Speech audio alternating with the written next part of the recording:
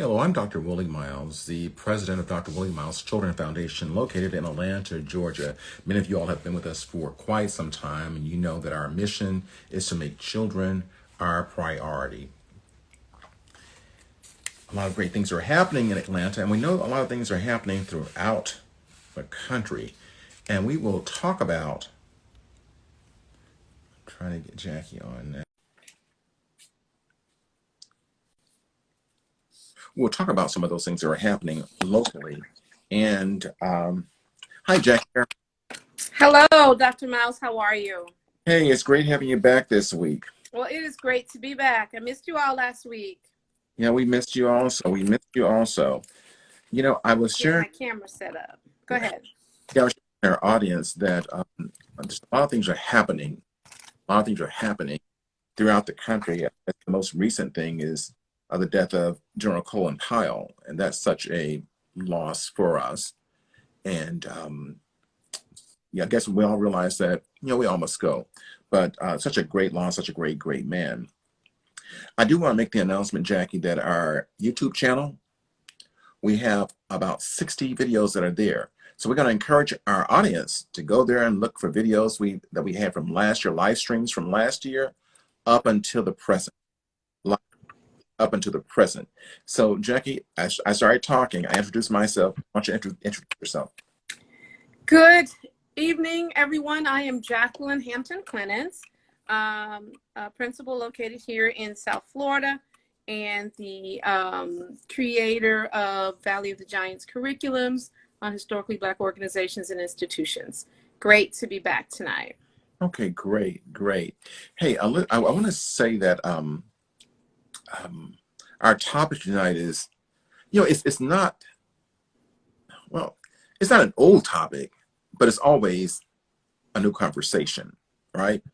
Right. Kind of interesting that, there are many parents who will say, interracial dating, it ain't happening. It ain't happening. But I think you and I know as parents, we can't control who our children date. And to do that is going to be a travesty. So right.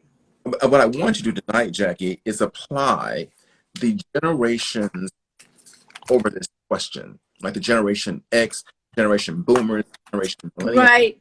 Exploring how the different generations view interracial dating. And I'm pretty sure we're going to find there's quite a bit of contrast. Right, exactly. And I think that it may help somebody really understand that when people say they don't want their children to date interracially, not their races, it's based upon their perspective and their backgrounds. Would you agree? I do agree. And I also think that we have to understand that we are also talking about culture. Yeah. Interracial is not just our skin tones, but it is really more our culture than anything. Mm-hmm. And there's a reason that, there's some who just don't believe that crossing cultures makes an effective marriage or relationship. Well, you'll begin to see very soon that I'm not sure they make for effective or ineffective, but there are a lot of people who have married interracially. But I want to sort of like keep this, most of the data we have is around the marriages. But I want to keep it around young people, like or so.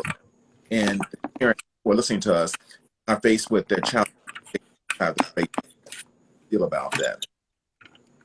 Yeah. Let me just give you a little data. About 11 million people are currently in mixed race unions, which means they're married. About 11 million in this country. And 22% of Americans believe that multiracial kids are good for the society. Now, I don't know what that means. I think I have some idea of what they mean, but it is an interesting statement. Good for society.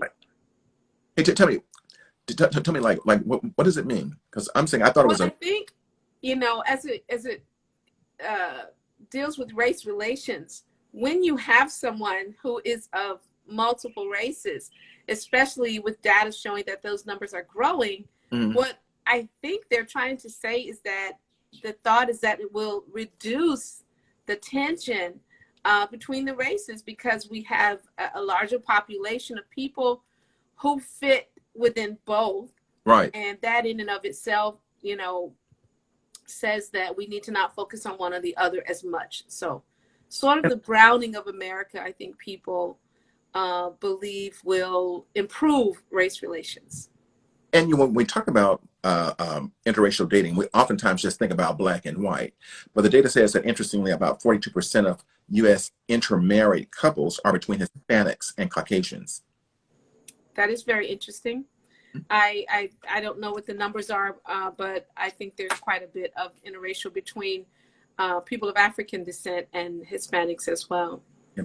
I'm going to give more on just a little more data, sort of like setting the foundation for us. Interracial marriage became legal in 1967, and that ain't been so long ago. Within my lifetime. So it was Wow. it was illegal to marry within the races. 18% of African Americans marry someone of a different ethnicity. I'm surprised. I thought the numbers would be greater. Yeah, 18% of African Americans marry someone of a different ethnicity or race, and 26% of Hispanics, newlywed men, have a spouse of a different ethnicity. Wow. I kind of amazing, that as we go through this, and when we're out and about, and you see mixed couples, especially the young people, sometimes people will say like, "Wow, why is that happening?" Or "How could that happen? Have they forgotten?" And the issue is they have not forgotten. They never knew.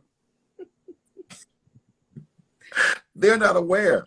They're not aware. And I was in New York recently, Dr. Miles, and I have to tell you, I wondered if there was a convention, because there were so many mixed race couples walking in the building. And in my case, a lot of what appeared to be African American women or women of African descent, they may not have even been African American. Right. They were, women of color with Caucasian males. And they were, by and large, I would say, had to be in their 20s, maybe 30s. And it was so many, like I said, I wondered, is there a convention in town, or is this just much more prevalent than we realize, than I realize? Well, that's kind of interesting. When you live in the southern states, you see a lot of it, and it's kind of surprising that you would see in the southern states, since the southern states were the states that suppressed people. Are you with me? So it's like, it's like you see it a lot, and for me, it doesn't faze me because it doesn't involve me. You know what I'm saying? So I'm not taken with it one way or the other, because it's what people like and what they feel is best for them, and it's what they fall in love with. So that's why I'm on the topic. But I think it would be very, very interesting for us to just have this discussion, to throw it out there. But I think the interesting thing for us is when we overlay it with the generations. Yes. And again, I think there are going to be some clear trends within the generations. Let's face it, those of us who were closer to the civil rights movement and segregation will, I think, always find it difficult, right, to marry interracially. However, with that being said, we also know of stories that go back, that predate the civil rights of interracial relationships. Again, more exceptions, of course, than the rule. And then, as those generations that benefited from the civil rights movement, and by benefit, I mean were more integrated in their everyday experience, again, don't consider race as much. And I will tell you, as a child of, I will say the civil rights movement, or, post-civil rights movement, and a child of the South, although I've seen it a lot, it still makes me stop and pause for a second, not necessarily in a negative way, more in an amazed way. I can tell you that there is interracial marriages within, my family, that go back decades. So, and in my husband's family, that literally go back at least a century. So, it's out there. And I guess it's interesting that in 2021, it is still a topic of conversation. Yeah, and I think very much so. and I think it's going to continue being a topic of conversation, especially for those of us who are boomers and went through the certain movements. I am going to say that we're now going to start applying the generations to this thing. And when you start looking at it from generation, you got to look and say, oh, now I understand. Because naturally, when people say, oh, I don't know why they would marry somebody white. I understand why they would marry somebody black. I don't know why they should be dating those black people or dating those white people. And people who think differently must be racist. Tonight, you got to find out that it's not racist at all. It's basically according to the generation they grew up in and the things that were happening during that generation. Mm-hmm. So, and I'm finding some of the data rather interesting. Talking about Generation X being the first generation born fully into a post-racial integration in the United States. That's an interesting statement, post-racial integration. I mean, integration theoretically, well, Generation X is 65 to 76, so those are people who are in the 45 to 55, so I guess that makes sense. Yeah, what I want to do is take a look at this baby. The baby boomers are during our age, and I want to look at the historical things that were going on during that time, because that's the foundation for a lot of these opinions and beliefs that people have. And we just go through this. That one was the modern civil rights movement, 1954 to 1964, and so right. I recall the overt racism. I was born in the South in Mississippi. You went in the deep South. Yeah, deep South. And so it's kind of amazing though that in the South when I was being raised, racism was overt. Like you knew they didn't like you and they know you didn't like them for whatever reason. Right. And there was a level of I'll stay out your way. Mm-hmm. There was a level of self-imposed, separate, right, but equal or separate and happy. Exactly. At least that was my perception of it. And I of course came behind you by 17 years or whatever, and had a slightly different experience. In that by that time there were integrated schools, elementary, middle, and high school, and accordingly, there was interracial dating. Yeah. Rather, following rather closely behind what was a very, well-known, violent, and tumultuous integration period, if you will. Yeah. Well, the other thing about it is that when we start looking at the boomers, and I'm laying a sort of a foundation for us for the discussion, and that is that it's not that folk who are boomers are race conscious, which many of us are, both black and white. I mean, right. Because we are aware of what we went through at those times. And when you start looking at this timeline, you got the modern civil rights movement, 54 to 64. Then you got Brown versus Board of Education, 1954. 54. Right. And then but not implemented until at least a decade later. Yeah. They got the killing of Emmett Till, the 14-year-old kid who was supposedly flirting with a white woman. Right. And what year was that? That was in 1955. August 28, 1955. And so modern day. So literally murdered just for being suspected of even looking in the direction. This was a 14-year-old kid who was visiting in the summer. Yeah. There's something like, so when you start talking about interracial dating, for boomers, what pops to our mind is Emmett Till. Civil rights movement, dogs being chased after us. So it's more than just, oh, I don't want my child interracially dating. It's a fear. It's a fear. Exactly. And a reality. I don't, because some fears can be unrealistic or unrealized. There's reality out there. Even today, and with all due respect, things may be, kind of regressing a little bit, but there's a reality out there that acceptance is not always there, that it may be a relationship that you have to fight for.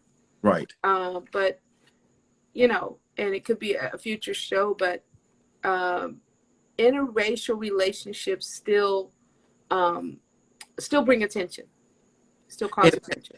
and I want to say this. I think it brings attention. And I'm going to stick with this right here. Based upon the generation we're born in, because you just mentioned like post era.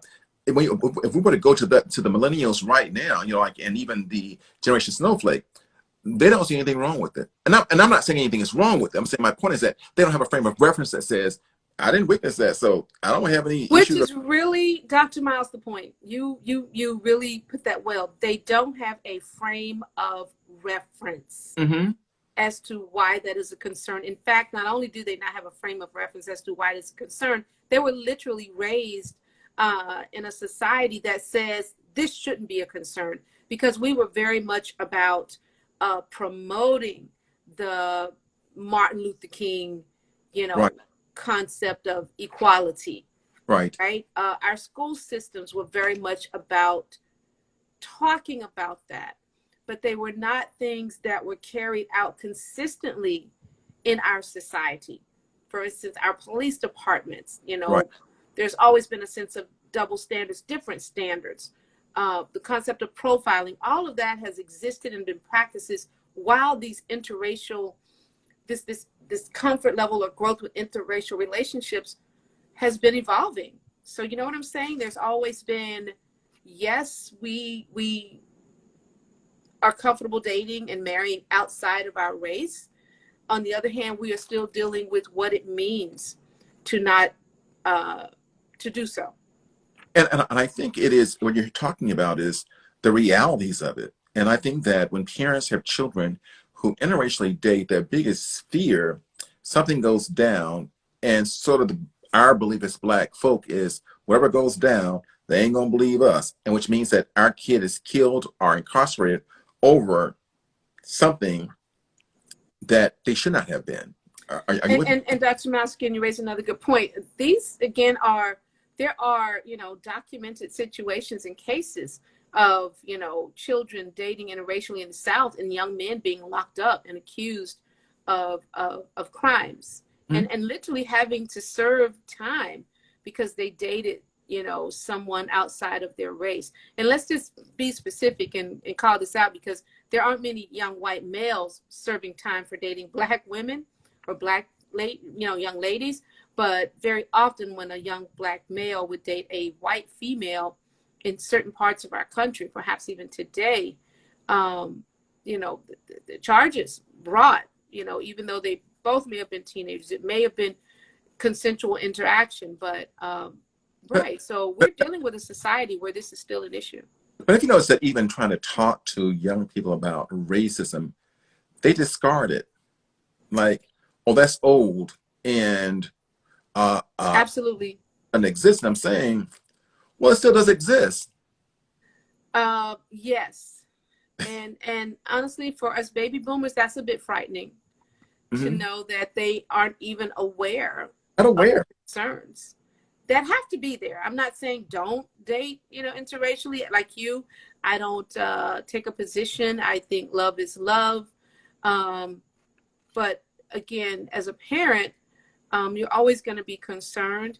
And even if people choose to date interracially, do so with your eyes open. Do so with the knowledge and information of the society that you live in. Again, not to let it control you, not to let it stop you. I think you don't really control who you love. Right. But still be aware. Just because you're in love doesn't mean you have to put on blinders. Because in fact, you want to protect yourself. You want to protect your loved ones.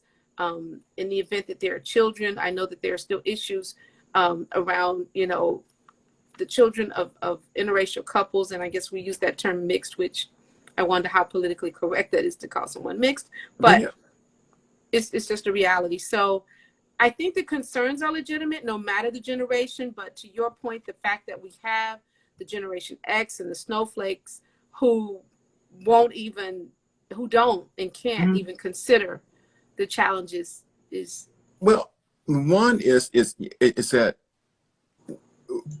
people stop telling the stories. And I want to make sure our audience understands that we're not talking about just black people now. We're talking about also the views of white people during this very same period. Because if we went through racism, that means that they were the ones perpetuating the act, and based upon beliefs, Right. based on beliefs and stereotypes that False beliefs, right. blacks are lazy, blacks no good, blacks, you shouldn't be dealing with them because they're inferior. In other words, so when we start hearing people say things like that, we have to ask ourselves, what era were they from? What era? Because that frames their views. And so, Era and culture, yeah, Dr. Miles, because there's something else that we are seeing. I see it here in South Florida. There's a young generation of people who carry racist beliefs.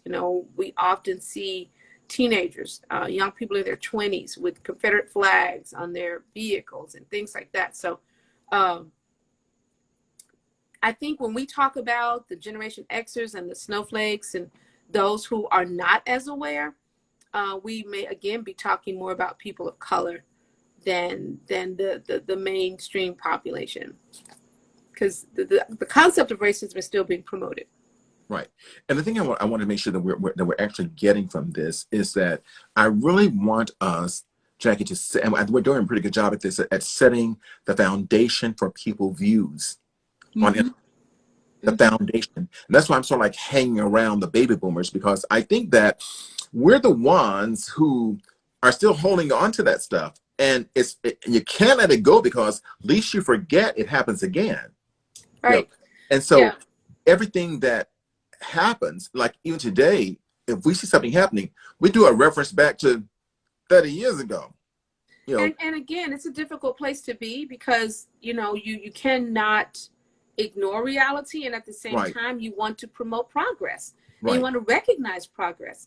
So I feel like baby boomers are in a very difficult situation. Very. I do not feel that they are against other races. It is more a concern over how people respond. Right. And I often think of two movies, Dr. Miles. One is based on a true story. It's called Loving. And when I thought about it, I had to stand corrected, because this was the story of a white man and a black female in the Virginia area, early, I think in the maybe 1940s, 1950s. And he was, if I'm not mistaken, incarcerated. It was illegal in Virginia to marry interracially, and they refused, to divorce. But went through a lot, and again, based on a true story.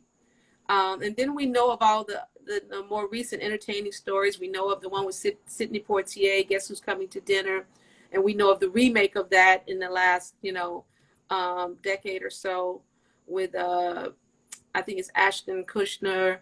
And Wait. so, again, this is a societal conversation that's been around. And as you pointed out, don't see it going anywhere.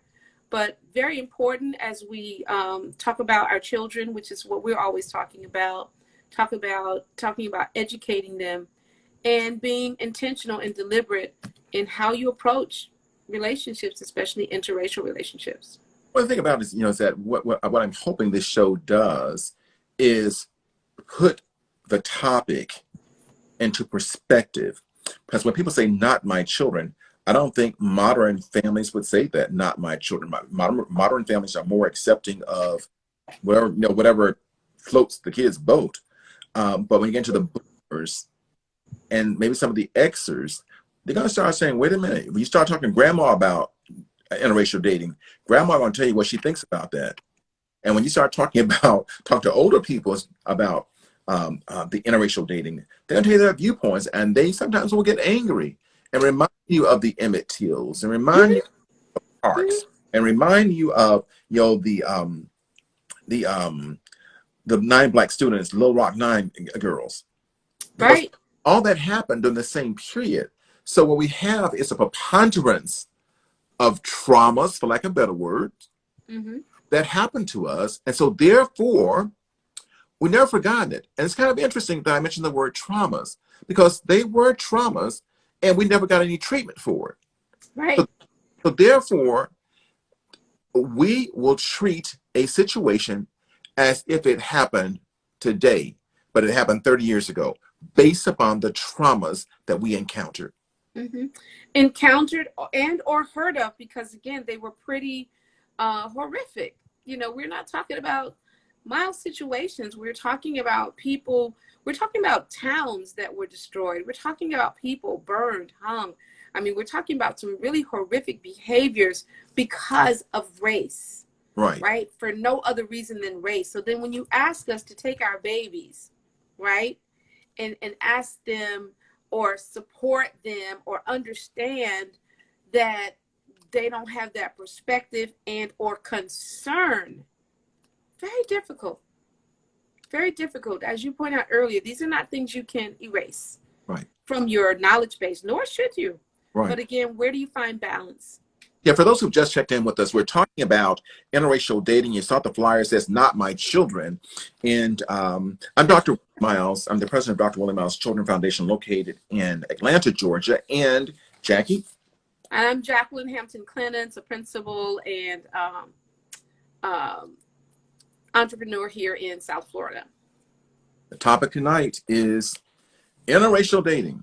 Again, I'm going to say this, that we don't have really dog in the fight. We're just bringing information to you, and those help you better understand why some people are for it, while some people are against it, based upon the period in which they were born. And I wish we had the means, and I'm going to look for it. And I know that we pulled research, but I often wonder who they get their research from. I wish we could do a straw poll and do our own generational comparisons. Like, you know, are most baby boomers concerned? I think a lot of baby boomers are already dealing with interracial relationships in their children. I can tell you, I also saw quite a bit of that.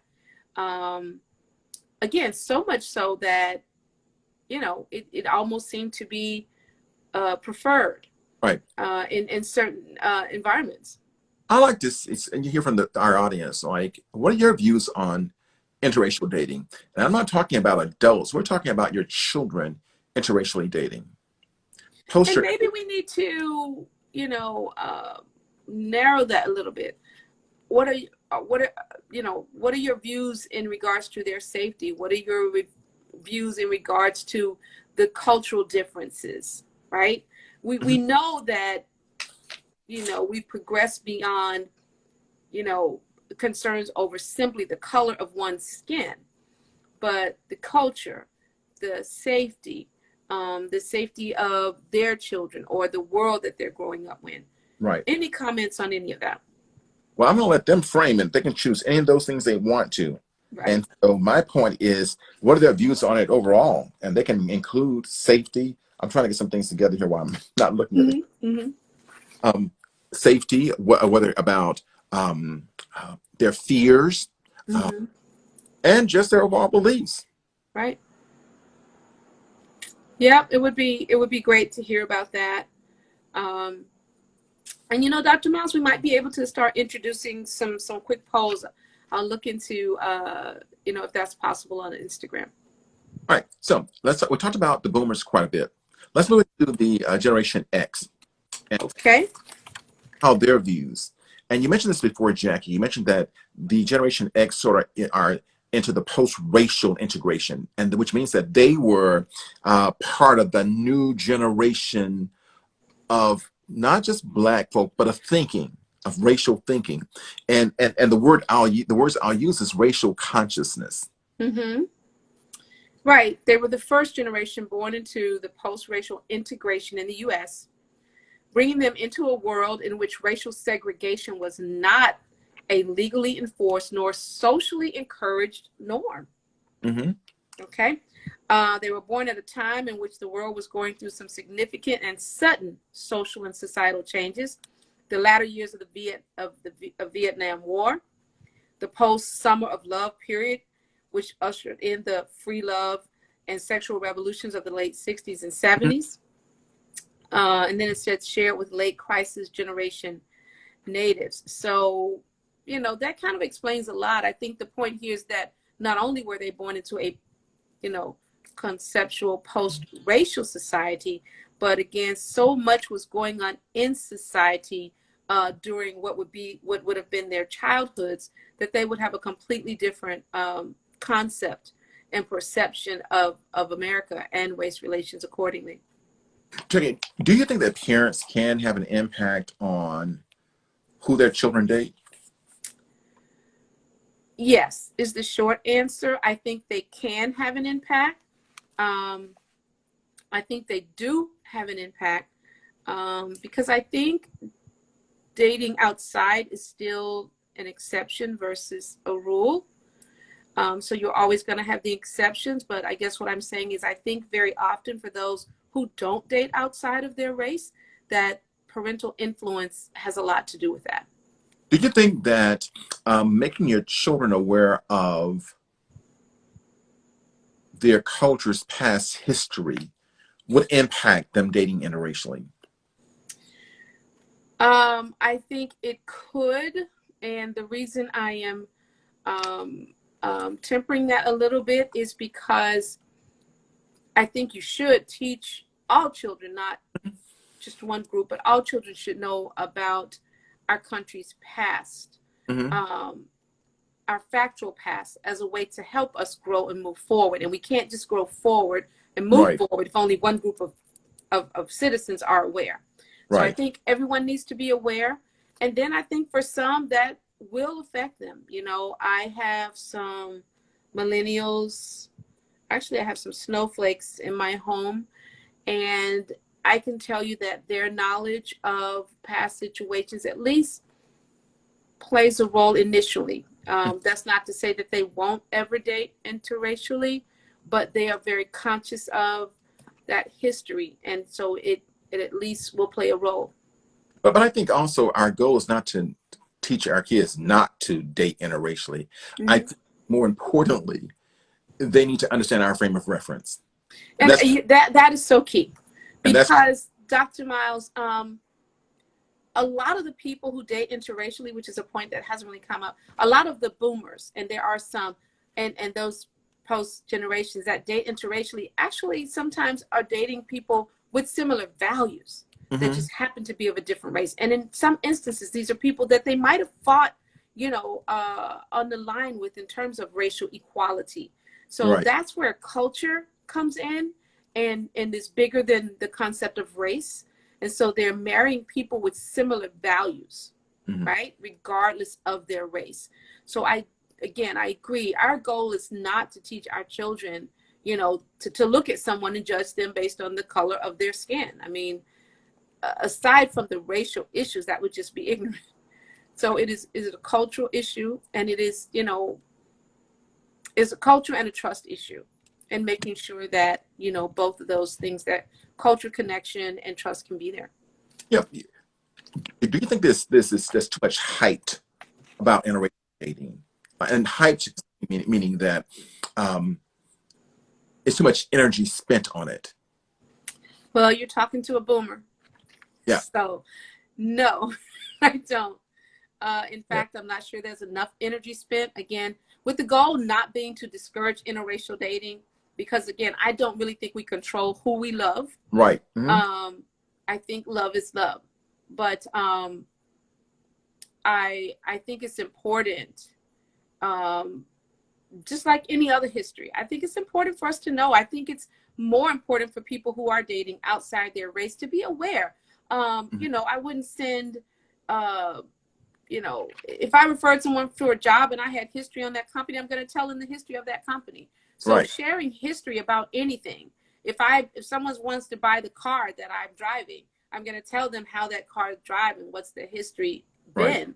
So I don't know why it should be any different when it comes to culture and race and America's past. In fact, I think the more we talk about it, the more likely we are to move past it and to progress. I think if we would make sure that the millennials are aware, they could be part of the solution to addressing it, because it has never been the intention of the oppressed to hold on to the oppression. But again, we're not the ones in control of that. So the more we educate, the better. And if that leads to more interracial marriages, you know, fine. If it doesn't, fine. but I don't think we can hype it too much because, in fact, I don't think we talk about it enough. So the goal of parents really is to make sure their children, for lack of better words, are well-rounded. That means with great values, and that's based upon the family and based upon culture, that they have a good sense of history and their history, and have a good sense of self-worth. Yeah. And when And they Dr. have Yeah. those things in place, it really doesn't matter who they get with, because guess what? They'll be able to maintain themselves. Yes. You, That's you, really the fear. The mhm. fear is for, let's say your child to marry someone and then abandon their own culture. The Yeah. fear is that culture and connectivity are lost. The fear is not over the complexion. Let's face it, we have every complexion in this instance within already. Do you So think that it's, do you think people abandon their culture, or the culture abandon them by saying, if you're going to marry this person, we're not going to have a thing to do with you? I have heard of people experiencing that, but your culture is not something anyone can take from you. Your culture is not acceptance of others.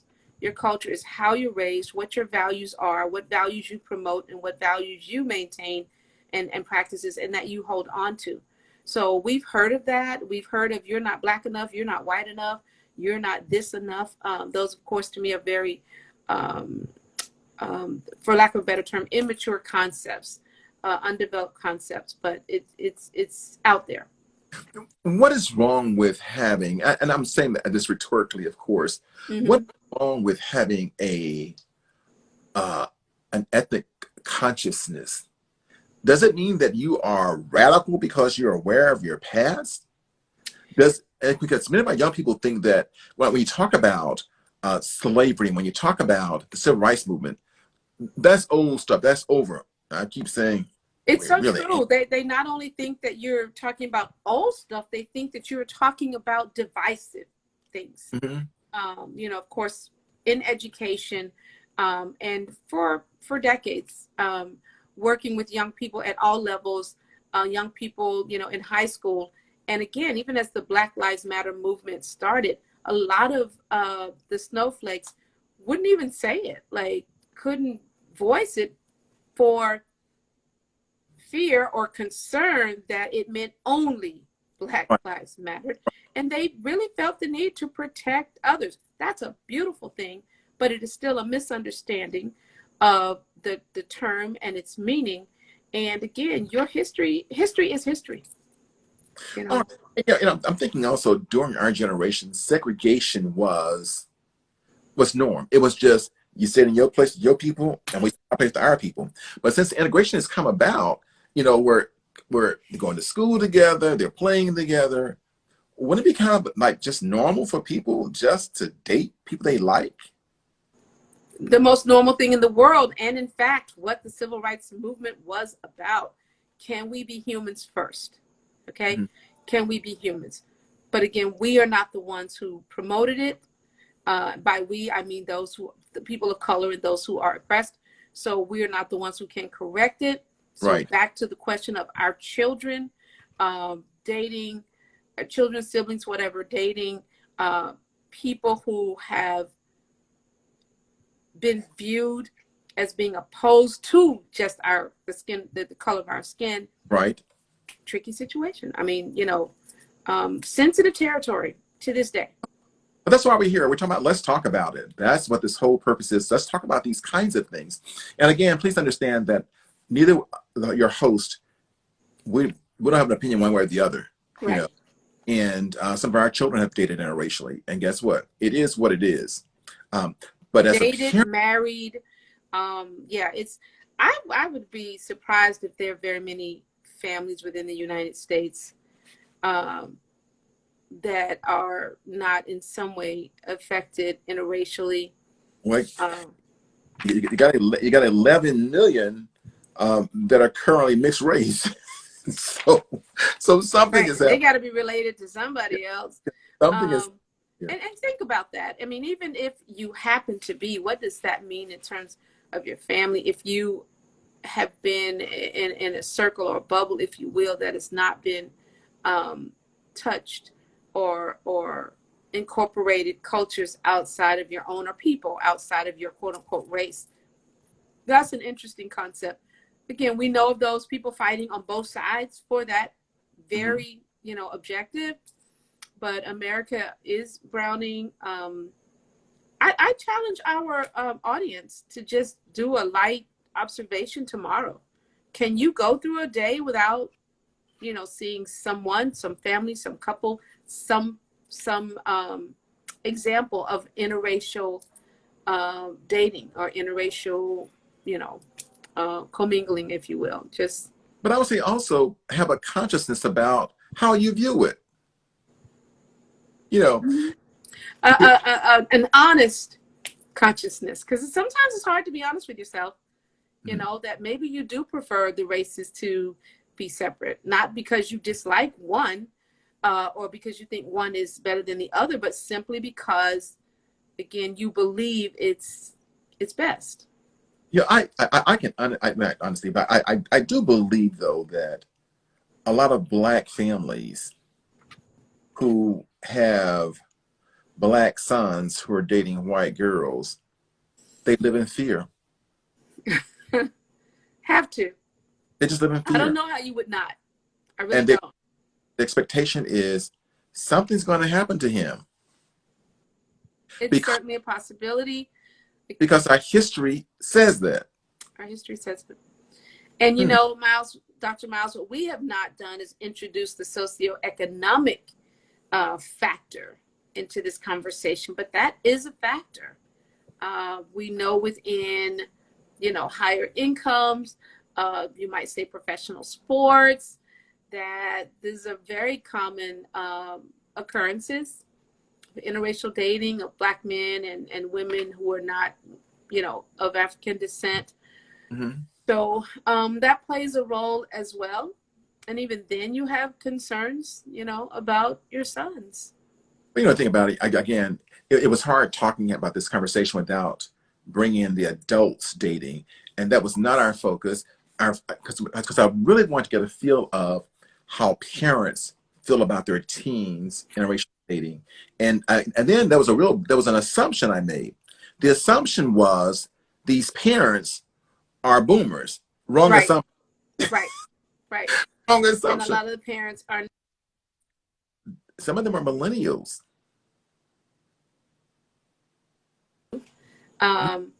So you've got parents who are snowflakers, and certainly millennials and Generation X, and they may not have the concerns at all. Right. But I do think, along with other conversations that you have as a parent, this is one you talk about.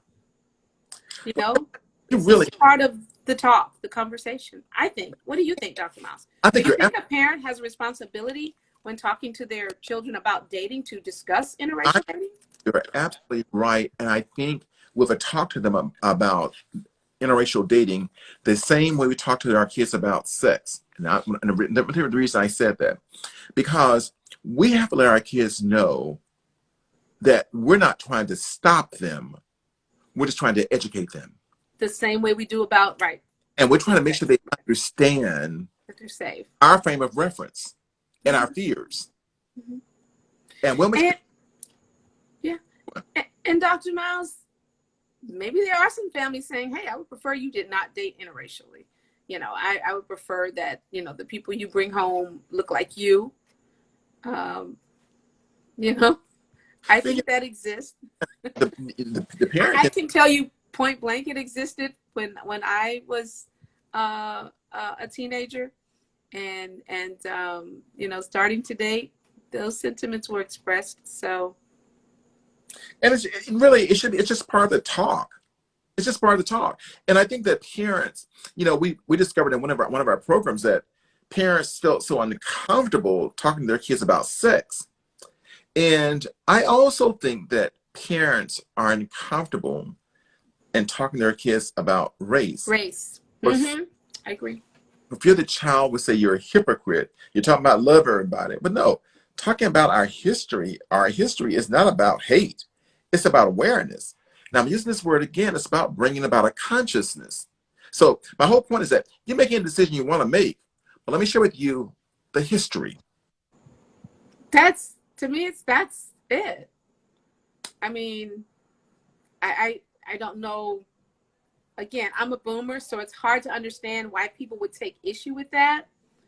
I think this concept of ignoring it, you know, the way some people say they don't see race, I think that's like pretending that sex doesn't produce babies. You know, it's like pretending our children don't have sex. Well, not my child's never going to have sex, so I don't need to talk about it. And if I talk about it, then I'm encouraging it, right? If I Well, talk about sex, I'm encouraging them to go have sex. well, hey, You know, you got me off task because now I got to mention this part. We're going to do a segment on 5-year-olds and porn. oh, are we? The issue is Okay. parents are thinking their children are oblivious to this stuff when children as young as age 5 are accessing porn. That's another, let's talk about it. Ooh, Dr. Miles, it's going to be a deep one. And, you know, as you, further explain that topic, I have to support it. I can tell you as far back as 2009, doing some things with the Children's Defense Fund, we also addressed that issue in very young children. Their access to pornography, their behaviors, et cetera, et cetera. So that'll be a good conversation. So everybody on, you want to be there for that. It's going to shock a lot of people. A Well, lot of people. guess what? We're really off task, aren't we? But I We are. Let's had get to back to this. because you brought that to mind, that that's something we have to deal with, just like dealing with interracial dating. It's And the same thing. but really the topic with our kids should be, let's talk about interracial dating. How do you feel about it? You know, it's really a conversation. It's not your To me, it fits with any dating conversation, right. right? That's, Like, it's just normal. you said with any dating conversation. First of all, many of these parents are not having dating conversation with their kids, which is part of the problem. Which is part of the problem. And to a point you were making earlier, these conversations have to happen earlier. Like, I think Yes. when we were coming up, it was, it's something you do maybe in preteens. You can't afford to wait to preteen anymore. I mean, by the time they're preteens, trust me, they know they know some stuff you've never heard of because Do you know of that the World Wide Web. do you know in my practice, Jackie, I'm actually dealing with kids who are 9 years old who think they're in serious relationships, like dating at 9. I want to be surprised. Again, I remember in 2009, we had a situation where an 11-year-old was requesting, I believe she was 9, as his birthday present. Wow. Okay. So Let's talk about it. these were everyday children. And I know a lot of people want to think that this is certain environments and certain socioeconomics. I can tell you it crosses those lines. Yeah, that's going to be a good topic. It's not what you think. So same here, interracial relationships. Again, I think to ignore it is unfair to your child. That's like ignoring other basic things. It's like ignoring a menstrual cycle in girls. I mean, it's a normal part of life. It's out there. It's going to happen. So, I mean, I think parents, to our point, what we're trying to say is that parents, like everything else in preparing your child, this is something else. It's just a conversation, but it's a very important conversation. And in fact, in certain environments, depending on where you live, it might save a life. You know, it's so interesting. You and I talked about before. We said, well, maybe we should do some workshop with the parents on how to talk to their children. But again, that's another segment. Yeah, I really just want to make sure that we keep That's a workshop. these topics alive, and that those who are followers understand that our responsibility as hosts is just to bring to your awareness and to educate you. How you approach what we say is strictly your business. It really is. Yeah. I want to remind them, Dr. Miles, that we are intentionally here to talk about the difficult things to talk about. This was the entire purpose of someone needs to be talking about these things. In your practice, you're dealing with too many youth where the conversations, many are not being had. Many of the ones we discuss are not being had with youth. As an educator, I'm dealing with the same things. And what we're saying is that there are consequences when parents fail to own this part of parenting. Well, and there are some severe consequences for the kids. Jackie, as usual, our time is running out, like 10 to the hour. But I kind of like want to throw this out, and then we got to really wrap up because you got me so off task tonight. Did not. But another issue, and I want you all to send us in topics you'd like us to talk about. But Jackie, what I'm seeing a whole lot of recently, I'm seeing a lot of this. I mean, like a lot. I am seeing 15-year-old boys who are having problems at home because they suppress how they feel, and many of them are having sexuality questioning, and they can't talk to parents about it for So fear. again, we're not creating environments where our children feel safe being themselves. I'm seeing that more. So let's add that. We need to talk about home environments. Are they safe spaces? It's becoming a very serious one because our kids are becoming manic depressed and suicidal because of these things. Right. Right. Yep. I'm hearing that as well, Dr. Miles. I'm looking forward to that conversation. I'm going to jump you this time and encourage our listeners to continue to join. Bring a friend. We know that you know people who need to hear this. We know you do. We know that you have scenarios in your lives, in your circles, professional and personal, where these are concerns. And all we're saying is don't keep this to yourself.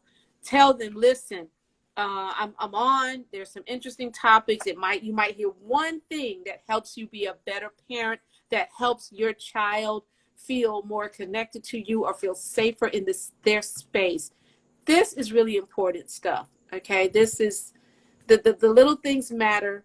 Our children need us to parent. And Dr. Miles, I feel like this is a new era in parenting.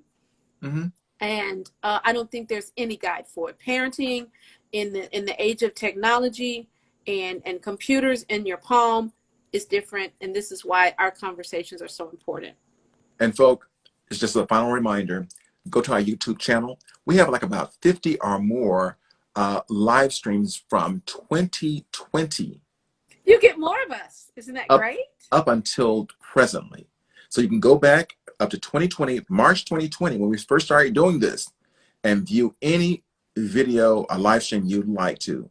Jackie, thank you again for being on this week. It's always good having you. The topic tonight has been very, very enlightening and necessary. I'm just happy to bring this to our community. All right. Likewise, Dr. Miles, as always, thank you for having me on. I can't wait till next week. And it sounds to me like we have 2 or 3 topics exactly from tonight's conversations. Good night, everyone. All right. See ya. Be good, folk, everybody.